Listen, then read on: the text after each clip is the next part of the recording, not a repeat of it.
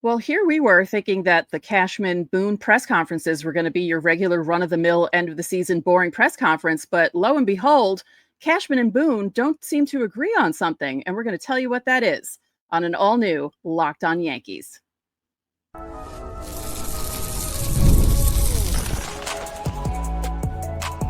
You are Locked On Yankees, your daily New York Yankees podcast. Part of the Locked On Podcast Network, your team every day. Welcome to Locked On Yankees, which is part of the Locked On Podcast Network, your team every day. Thank you for making us your first listen every day. I'm Stacey Gotsoulias. He is Brian McKeon. We're both lifelong Yankee fans. We go through thick and thin with this team. And is your patience running as thin as mine? Just about. I'll say this. If you're one of those Yankee fans that was hoping for a glimmer of hope that there would be massive change coming, think again. Yeah, we're going to tell you about that in a moment. Today's episode is brought to you by FanDuel. Right now, new customers can bet just $5, and if your bet wins, you'll get $300 in bonus bets to use across the app, so download the app today. On today's show, we'll tell you about how the ALCS and NLCS are going. Spoiler alert, the Dodgers are a win away from another World Series appearance, and Seattle is letting the Blue Jays walk all over them in Seattle. Lots of fun. Brian Cashman was on WFAN after his press conference at Yankee Stadium, and he had some interesting things to say to A-Rod and Jeter after what A-Rod and Jeter said on the Fox postgame after the Yankees were eliminated. But first, let's talk about the end of the season press conferences with Boone and Cashman, because something really stuck out to both of us, and we felt that this was an important thing to talk about. Both Boone and Cashman discussed the Anthony Volpe surgery to his shoulder, the injury to his shoulder, but they weren't saying the same things. All right, so October 14th, Anthony Volpe goes for surgery, gets his torn left labrum repaired. Can't swing a bat for 4 months, can't dive on it for 6 months. He's going to begin the season on the injured list. They said late April to early May, expect him to play full-time. He's basically just going to start spring training from a delayed point where everyone else will start, and expect to see him back relative to the same timeline you'll see Garrett Cole back in the rotation. So good news on that end that they found what's wrong and they fixed what's wrong and everything like that. Bad news. Aaron Boone basically confirmed throughout the entire press conference that this injury did not remotely affect Anthony's ability to play shortstop. I originally seen, now Boone went first when it came to speaking. They were not up at the podium together. They did not answer questions together. Boone answered questions first without Cashman present. Then he left the room. Cashman came in. Clearly, Brian Cashman was not listening to what Aaron Boone was saying, and clearly these two did not have a discussion of what to talk about prior to this. Yeah, like if you're gonna, like, you know, you got to get your story straight. Well, yeah. So Aaron Boone confirms that there was, it had nothing to do with Anthony Volpe's play whatsoever. Anthony Volpe just had a down year. While doing that, you can assume how Aaron Boone waxed poetic about Anthony Volpe, though, praising him, saying he actually had a better year than everyone thinks, yada, yada. We'll discuss that in a little bit. I'm sure you all can commiserate in your own minds what was said, because it's pretty obvious. Right. What Cashman says, because they asked Cashman pretty much the same question that they asked Boone prior about the injury. Brian Cashman comes forward and says that clearly the injury affected Anthony Volpe's play because it was something that required surgery. So even if Anthony Volpe didn't think that it was affecting his play very much, it obviously did, because he needed surgery to repair it. So those are two extremely, extremely conflicting answers, two extremely different answers, which is weird because you would think more often than not, just from their reputations and how they've spoken in the past, that Cashman would be the guy to not let someone off the hook, and Boone would be the guy to make every excuse possible for the player. Whereas Boone didn't let him off the hook, and Cashman made every excuse possible for the player. I'll sit here and tell you this right now before I get your opinion on it. I agree with Aaron Boone here. It's his left labrum. Plenty of players play with it, including many NFL quarterbacks who landed on it the wrong way and play the rest of the season with a partially torn labrum. I'm not giving Anthony Volpe struggled mightily with the bat too. And the field, and it was just throwing that was a problem. So I'm on Aaron Boone's side here. I don't think it affected him as much. I'm sure maybe mentally it got to him a little bit, knowing that there was something wrong and he needed surgery. This is his first major career and his major injury in his major league career. That could have something to do with it. But I'm not going to sit here and blame his entire poor season on this injury that he wound up needing surgery for. Yeah, I just find it interesting that they both said different things. And Cashman also said that the imaging didn't tell the full story about how bad the injury actually was. It was discovered once they opened him up that there was a lot more cleaning that they had to do inside his shoulder than originally anticipated, which is frightening to think about because they were talking about how it was a partial tear. So does that mean it was more than a partial tear? Was there more stuff floating? Because, we'll mention Rodón later, but he had stuff floating around in his elbow. So were there things floating around in Volpe's shoulder? I think back to Gary Sheffield. He played on a bum shoulder, swinging the absolute snot out of the bat. Do you remember Gary Sheffield's bat speed and how scary it was? That he did that on a bum shoulder, and he actually was fine with that bum shoulder. So I agree that it was a down year. I don't agree that the shoulder didn't affect him completely, because I think was probably something in his head when he was swinging that maybe he was trying to not bother the left shoulder because it was hurting him. But throwing wise and error wise, because he had the most errors in his career, and I don't want to hear Aaron Boone say, "Oh, we only had a 4 to 6 week stretch of bad defense." Like, well, that's another highlight. And now that you said it, let's bring that up too, because again, Boone highlighted that the injury didn't have to do with Volpe's performance. If you want, however you want to sit on the side of that is fine. Boone did say that he never considered not playing Anthony Volpe due to this injury. Never did, which I think is crazy, because if it were for the injury, it's one thing. How do you not consider not playing him throughout the year when his performance was as bad as it was? That to me is insane. I know you want to show belief in the kid, but there's no games to play the rest of the year, Stacey. So what you don't need to show belief right now. You want to turn it around in February and talk differently, fine. But right now, what does it serve you to keep showing belief in the kid? He's not coming back to play. We also mentioned on yesterday's show, if you didn't watch it, you can watch it, but we will reiterate this. Anthony Volpe is not Aaron Judge.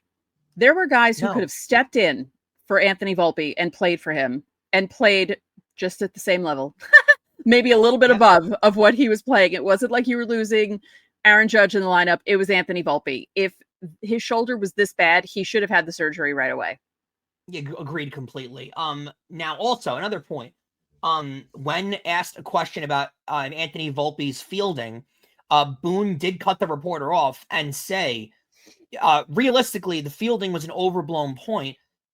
He really only had a bad 4 to 6 week stretch of fielding that makes, and because everything is magnified in New York, it makes it seem like it was worse. That one annoyed me because that is just a blatant lie. If you watch this team throughout the game, see, I don't get, here's the thing, Stacey. If you want to lie about a player's, this is a completely just torn out of my head thing, but if you want to lie about a player's workout routines, we can't confirm that as the media, as the fan base. We don't know what their workout routines are. So we don't know. A guy could never work out, and that could be the rumor coming out of the organization. But Aaron Boone could protect the guy and go public and say, nah, he works out all the time. Realistically, he had a 4 to 6 week stretch of not hitting the treadmill. He could say that. We watch every game. We watch every inning. This was not a bad 4 to 6 week stretch. Stacey, he was awful at shortstop the entire season. Right. And that's what bothers me is lying directly to the fan base that you acknowledge is as in tune with baseball as any other fan base. He tries to gaslight us all the time. He gaslights us all the time. When they were in their funk, that was 2 months long. Oh, it's just been a bad 2 weeks. It's just been a bad couple of weeks. I don't get it. We've all watched the games and we've all seen this. So that confused me. Then he finished it off with them saying, do you think the team will make any upgrades in the offseason? Cashman and Boone both hid behind this, I don't know what you want to call it, but virtual sheet or screen of Cashman said that he hasn't evaluated the free agent pool and the pro scouting department hasn't gotten their work going yet. So he doesn't know what's available or what's going to, I mean, it's a valid response, but also shouldn't you be working on that kind of stuff year round? Right. Well, yeah, you would think. Also, Boone said that he doesn't talk to Cashman about who they acquire and who they go after, which I find insanely hard to believe.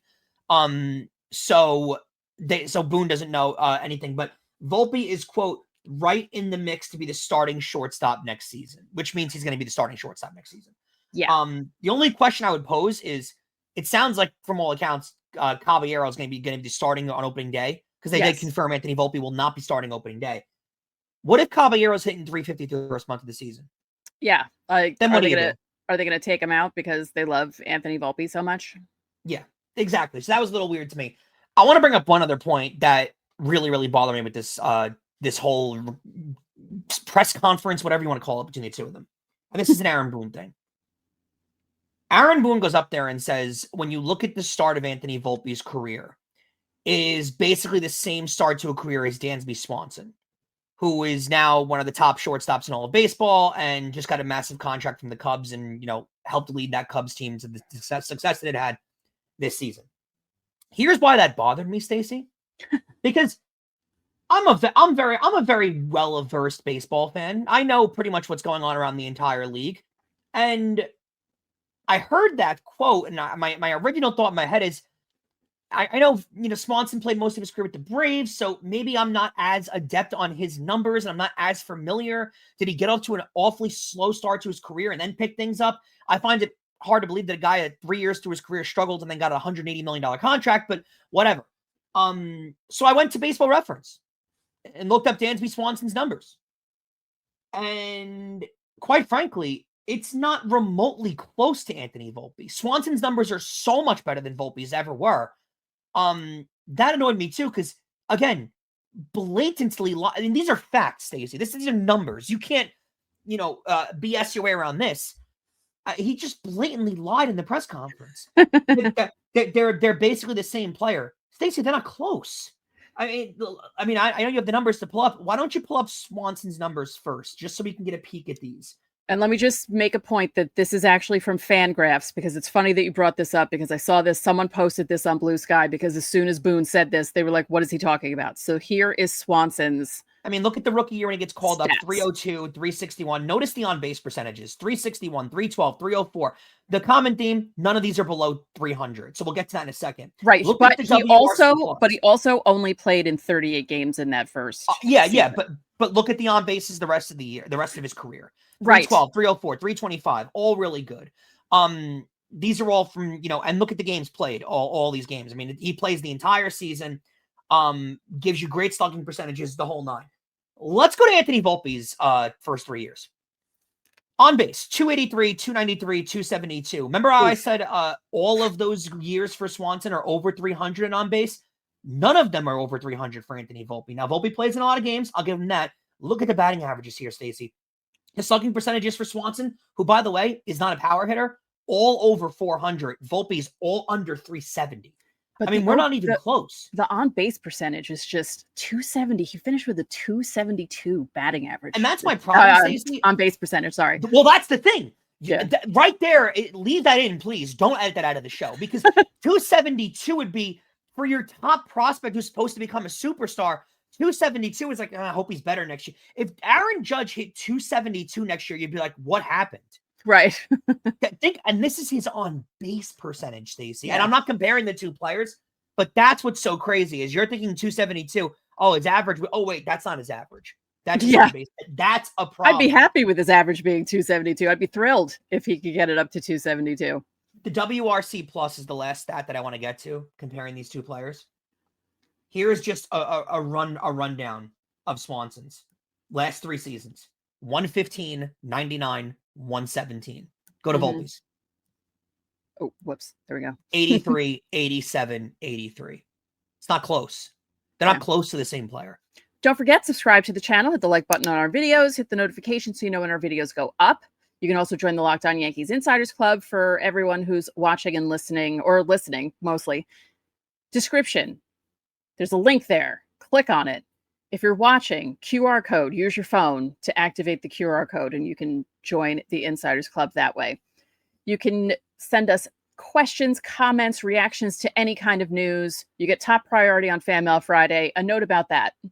We couldn't get to Fan Mail Friday because of all this Boone and Cashman stuff. So we're going to do a separate Fan Mail Friday. We're recording it later in the evening on Friday. It'll be up all weekend for you. So I just wanted to let you guys know that. As for the Insiders Club, there's a 14-day free trial. So please join us over there. It's a lot of fun.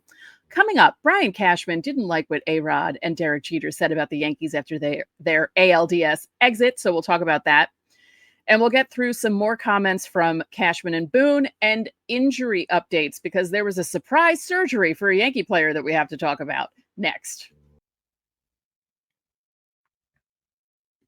The NFL season is here, and FanDuel has an offer that you don't want to miss. Right now, new customers can bet just $5 and get $300 in bonus bets if you win. That's right. Pick a bet, put down $5, and if it hits, you'll unlock those $300 in bonus bets to use across the app. I love how FanDuel gives me so many ways to play. I've built parlays, tried player props, and I've even followed the live lines during the games. It makes watching football that much more exciting when you got a little action riding on the games. Whether you're a casual fan or you love diving into the stats, FanDuel can make the game day experience so much better. So what are you waiting for? Visit FanDuel.com to download the FanDuel app today and get started. Stacey, some injury updates that 1,000% need to be discussed that you guys are going to be very interested in. So first, Aaron Judge. I was adamant that he was going to wind up needing surgery after the season. I can't imagine that he's not, and we were confirmed that he is not getting surgery. I'm shocked of this.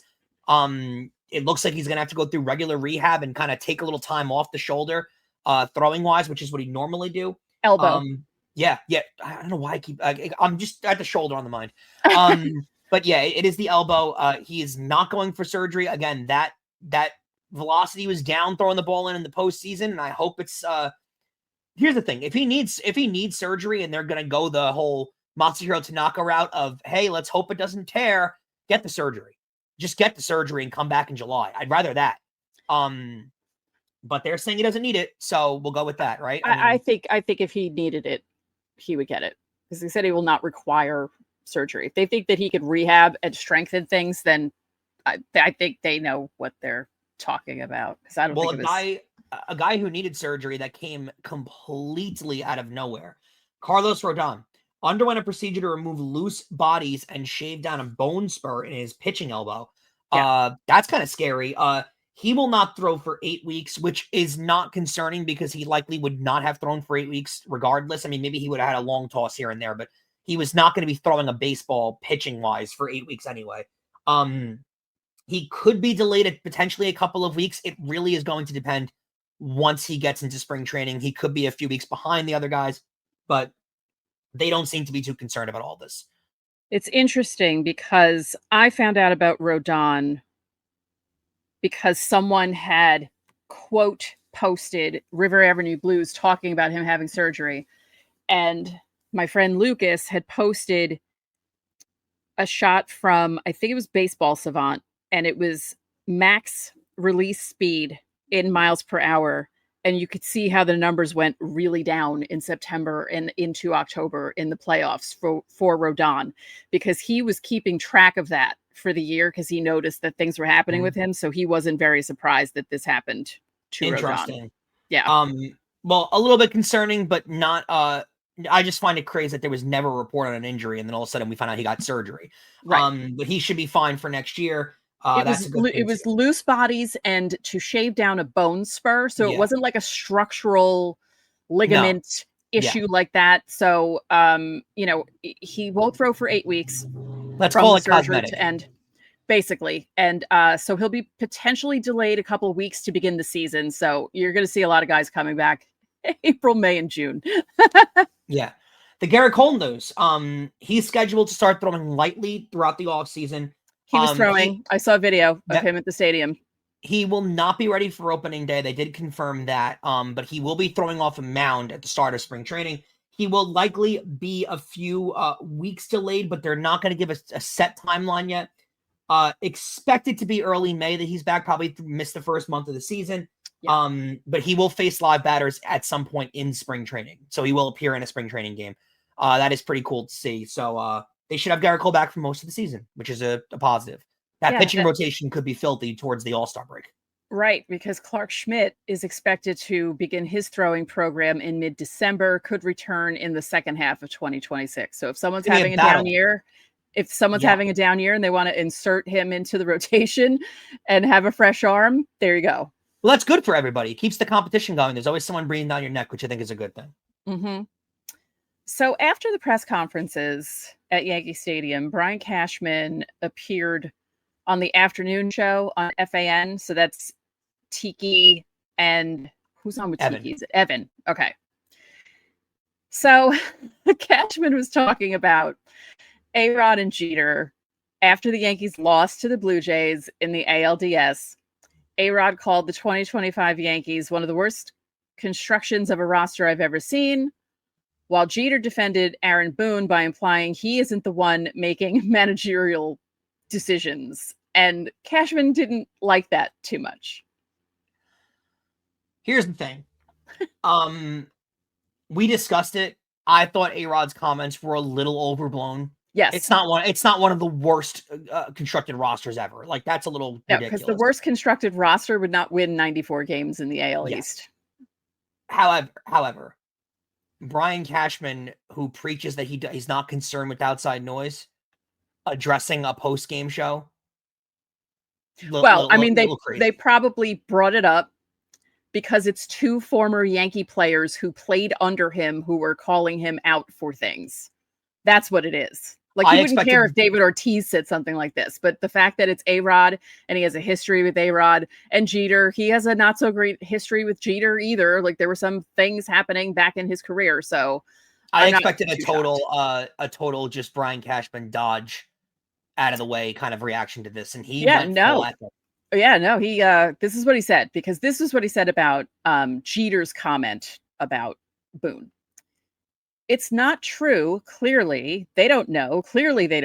I know DJ said that. I don't know what he meant by it. He did say he doesn't have inside knowledge when he said it, but he did say it for whatever reason. And I think that's the bugaboo that people get to throw out there when they got nothing else to throw.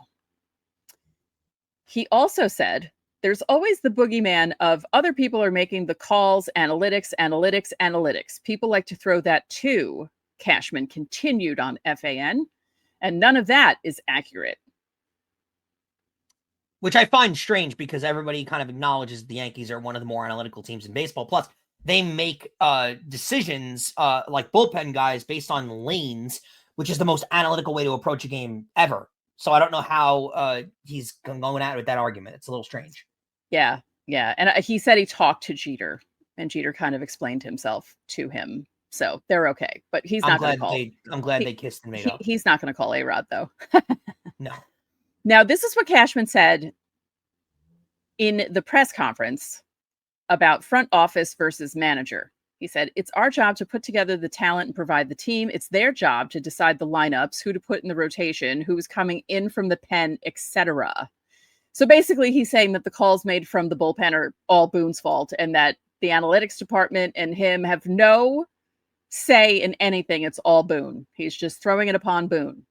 Yeah, Michael Kay has broken this down before, and we're going to try and have him on at some point in the offseason to discuss this further. But the way he describes it is the analytics department in front office hands Aaron Boone a litany of information explaining everything and having suggestions of what they would do in whatever situation arises.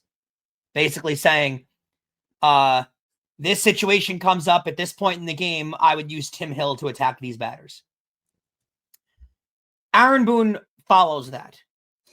So when the decision is made out front, yeah, by a technicality, it's Aaron Boone making the call. Sure. But in reality, it's the front office making the call. Because what's told to Aaron Boone is, here is our suggestion of what we would do in this scenario. If you have every right to go against it if you'd like, but if you go against it, it's on you, buddy. And if you don't go against it, it's on everybody. So this is what goes on in these organizations. Technically, is it Aaron Boone's call? Sure. But if you go against it, you better be right. Crazy. All right. So coming up next, more comments from Boone and Cashman about other players that they talked about in the press conference. We'll let you know what's going on in the ALCS and the NLCS. Nothing I want is happening, but we'll let you know what's happening next. What is up, guys? This episode is brought to you by PrizePicks, and every day we're making decisions, but on PrizePicks, being right can actually get you paid.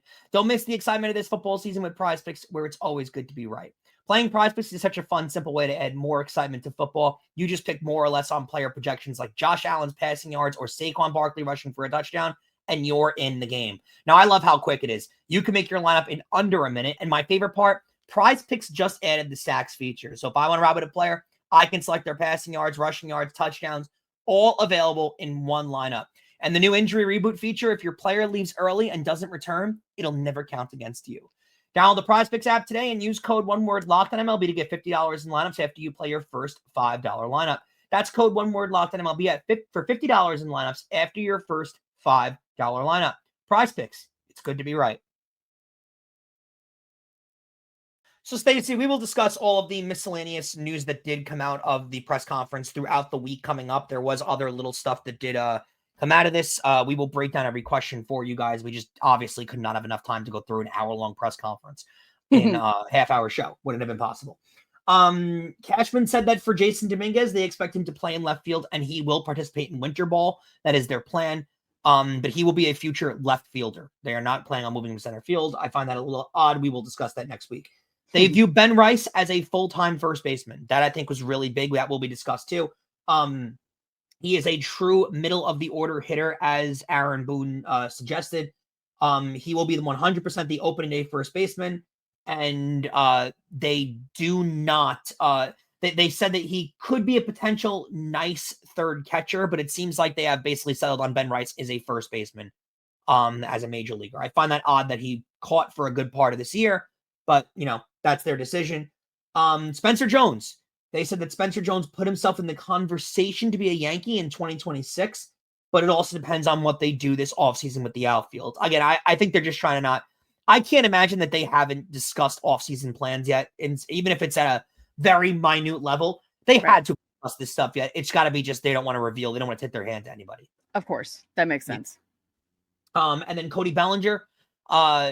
Brian Cashman waxed poetic about Cody Bellinger. That's the best way to put it, honestly. Said that Bellinger deserves his bouquet. He was a great player for us. They have not discussed bringing him back, as he said. Again, I can't imagine they haven't discussed that at this point. He would love to see him on the Yankees moving forward at this point. If you heard Michael Kay's show, he did say that he expects the Yankees to not go any further than 4 years, $120 million. I don't think that's getting it done. No. If the Yankees aren't going to go further than that. So we'll see. But that sounds crazy to me. Stacey, an update on the scores, because you mentioned that it's not going the way that you want it to go. Dodgers, 3-1 victory over the Brewers. Glasnow again gives them everything they could have possibly wanted in this start. The Dodgers starting pitching. So it was funny. Last year, all their starters were hurt, and they pretty much won a World Series on their entire bullpen just dominating. Then they invested heavily in their starting rotation in the offseason, and it's completely flipped. Their bullpen was awful this year, and their starters are just running through the postseason. So 5 2/3, 3 hits, 1 earned, 3 walks, 8 strikeouts. The bullpen was great the rest of the way. So they're up 3-0 in that series. As you guys know, only one team has ever blown a 3-0 lead in baseball history. There have been 42 other series where a 3-0 lead has been taken. Do the math. The Blue Jays are up currently as we record this 8-2 in the middle of the 9th inning. So they're going to tie the series at 2. I want to say this, just going in just before we close out here. What a pathetic performance out of Luis Castillo in this game.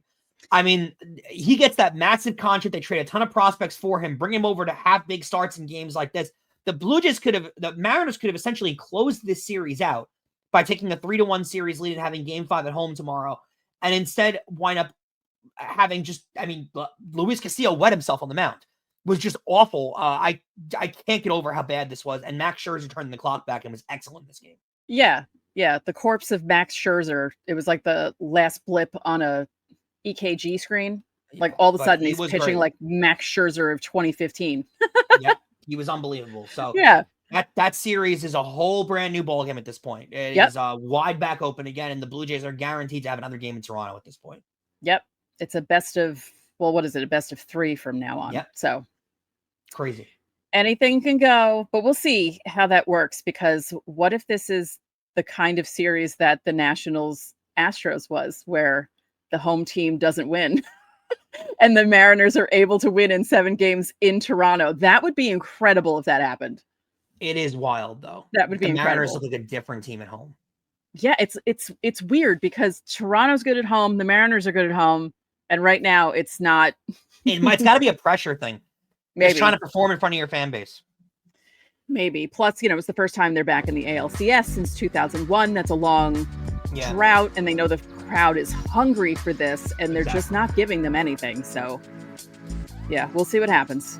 All right, well, thank you guys for making Locked On Yankees your first listen every day. For your second listen, find the all-new Locked On MLB Game Night. Every game, every night until the World Series champion is crowned. Get local analysis on a national scale. You can find MLB Game Night on Locked On MLB on YouTube or wherever you listen to your podcasts. And once again, there was too much to talk about today, so we couldn't do Fan Mail Friday at the regular time. We will be recording it later in the day on Friday. It'll be up all weekend for you. We have some interesting questions and comments that we will get to. Oh, yeah. So that'll do it for this edition of Locked On Yankees. I'm Stacey Gotsoulias. And I'm Brian McKeon. We'll catch you guys tomorrow.